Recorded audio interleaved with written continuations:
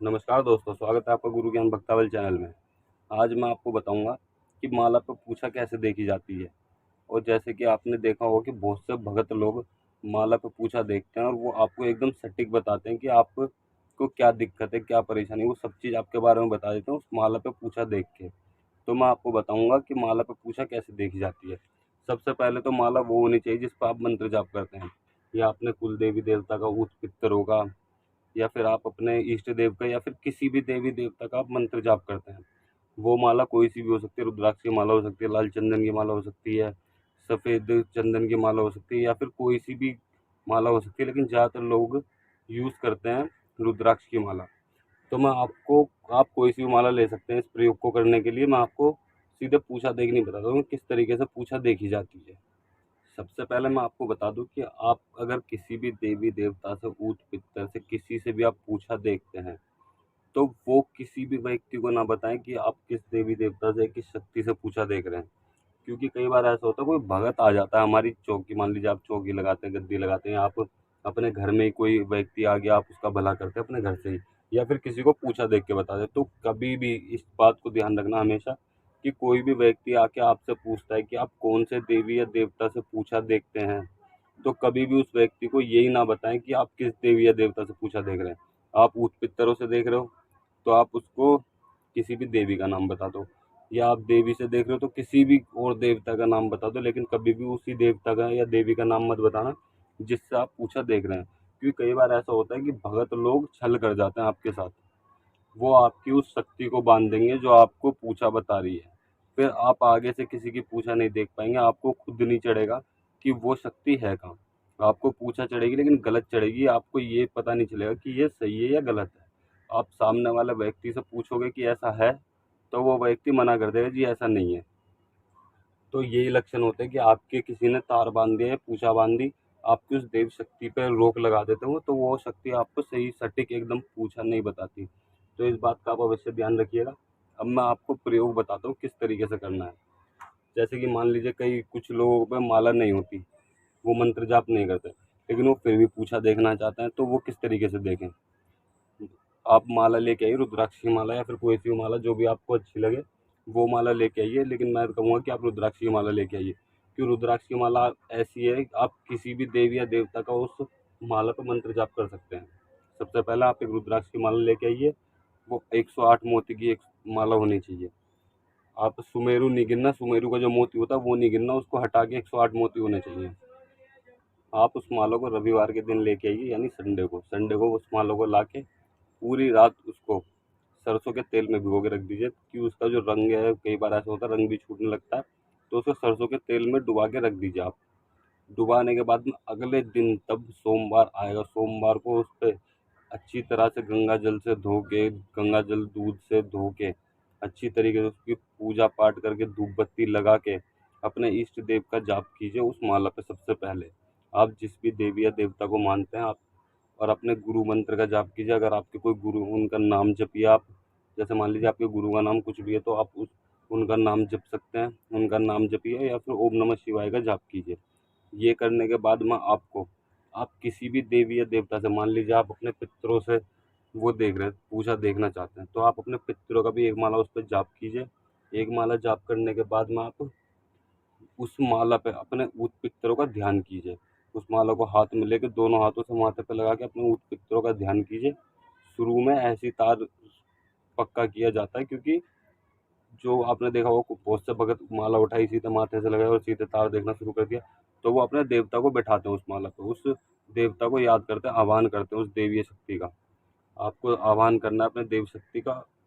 आह्वान करने के बाद में आपको माला खींचनी है, लेकिन माला के मोती आपके हाथ में से निकलने चाहिए, और आप एकदम से मोर माला पकड़ लीजिए। आपके हाथ में चाहे कितने भी मोतियाँ हैं, आपको गिनने नहीं है कितने भी मोतियाँ हैं, आपको पहले ध्यान करके बोलना है कि अमुक व्यक्ति, मान लीजिए कोई भी व्यक्ति आपके पास पूछा दिखवाने आया, तो अमुक व्यक्ति का नाम लेके कि अमुक व्यक्ति की ये परेशानी क्यों है। मान लीजिए उसको कोई रोग है, या फिर किसी ने तंत्र क्रिया कर दी है, या फिर कुछ भी चीज़, उसके ऊत पित्तर रुष्ट हैं, या फिर उसकी किस्मत ही ऐसी चल रही है, कई वजह होती है। तो उसकी किस्मत, मान लीजिए उसकी किस्मत ऐसी चल रही है, तो उसके भी उपाय बताए जाते हैं कि इस तरीके से उपाय करो, वो सब कुछ एकदम ठीक हो जाएगा।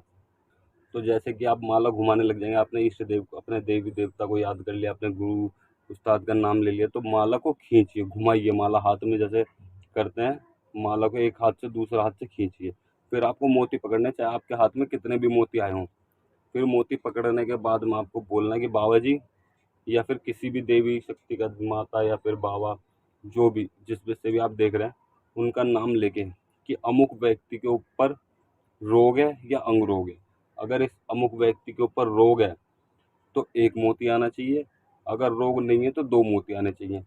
आप फिर दो दो मोती करके गिनो, दो मोती करके गिनो, दो दो मोती करके गिनो सारे लास्ट। जो लास्ट का मोती होगा उस पर आपको ध्यान करना है कि वो एक मोती आया या दो मोती आए हैं। अगर एक मोती आया तो उस अमुक व्यक्ति पर रोग है, यानी किसी ने किया हुआ, उस पर करा हुआ भी हो सकता है। और कई बार ऐसा होता है, हम चलते हैं घूमते फिरते हैं तो कई चीज़ लग भी जाती है, उस पर लगी लिपटी है, रोग है, वो सब आप खुद देखिएगा। तो एक मोती आ गया यानी उसके ऊपर कोई चीज़ है, यानी कोई रोग है। आप फिर दूसरी बार में फिर माला घुमाइए।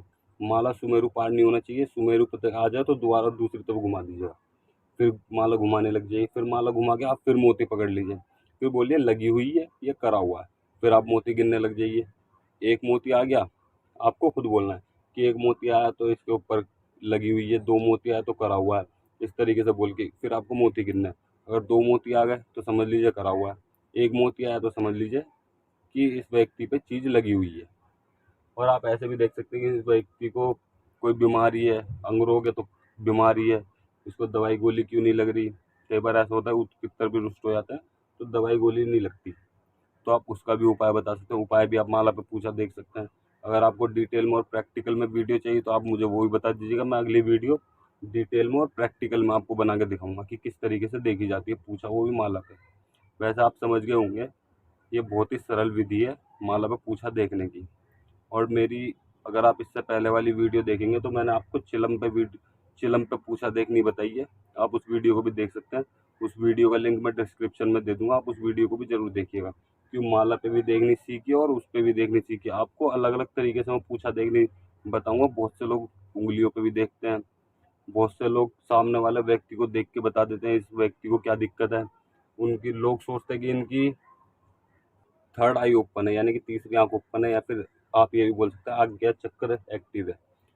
तो वो ऐसा नहीं होता, वो अपने इष्ट देव की या फिर किसी भी देवी देवता की जिसकी वो पूजा करते हैं, वो उनके मंत्रों को इस तरीके से जाप करते हैं कि वो उनके ऊपर कृपा करके वो खुद बताते हैं। उनके मन में आती है कि भाई इस व्यक्ति पे, अमुक व्यक्ति के ऊपर ये चीज़ है। और बहुत से इतना जाप करते हैं, इतनी सिद्धि करते हैं, इतनी सेवा करते हैं अपने इष्ट देव की, अपने ऊत पितरों की, अपने कुल देवी देवता की, कि वो कान में बताते हैं कि अमुक व्यक्ति के ऊपर ये चीज़ है। वो ये तक बता देंगे कि अमुक व्यक्ति आपके पास मिलने आने वाला है, या फिर कोई व्यक्ति आपके सामने बैठा है तो आप ये बता देंगे आपके घर कहाँ है और घर पे दीवारों के रंग क्या क्या हैं। आप ये सब चीज़ बता सकते हैं। अगर आपको इन सब चीज़ों की इस तरीके से पूछा देखनी सीखनी है तो आप मुझे कमेंट करिएगा, और वीडियो को लाइक भी करिएगा और वीडियो को शेयर भी करिए, ताकि और व्यक्ति भी इस चीज़ों को सीख सकें। तो मैं अगली वीडियो उसी के ऊपर बनाऊंगा कि किस तरीके से पूछा देखी जाती है और किन किन तरीकों से देखी जाती है। मैं आपको सारे तरीके सिखाऊंगा, और किस किस तरीके से हम बिना किसी चीज़ के, बिना माला के, बिना किसी चीज़ के पूछा देख सकते हैं। बहुत से लोग सिगरेट बीड़ी पे भी देखते हैं, तो वो सब तरीका बताऊंगा मैं आपको कि किस तरीके से पूछा देखते हैं। आप कैसे सीख सकते हो उस तरीके को पूछा देखने को। और अगर आपको हमारे द्वारा दी गई जानकारी अच्छी लगी हो तो वीडियो को लाइक करें, चैनल को सब्सक्राइब करें और बेल आइकन दबाएं, ताकि हमारे द्वारा दी गई जानकारी आप तक समय पर पहुंच सके।